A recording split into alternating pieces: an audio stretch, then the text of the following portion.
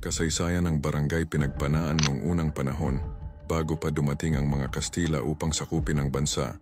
Ang lugar na ito ay parang gubat, puno ng matataas na puno at ligaw na damo. Para itong isla sa pagitan ng dalawang malalaking sapa. Ang mga unang nanirahan dito ay binubuo ng dalawang tribo.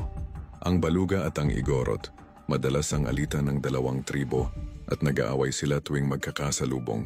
Isang araw nagdesisyon ang mga pinuno ng dalawang tribo na labanan ang isa't isa sa gubat gamit ang pana at palaso. Sa kanilang labanan, unang namatay ang dalawang pinuno.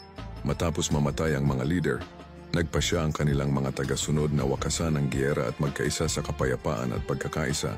Makaraan ng maraming taon, dumating ang mga tao mula sa ibang bayan upang linisin at tirahan ang lugar. Nang tanungin nila kung ano ang pangalan ng lugar, sagot ng mga taga rito, Nagpanaan. Tinutukoy ang lugar kung saan naganap ang labanan gamit ang pana.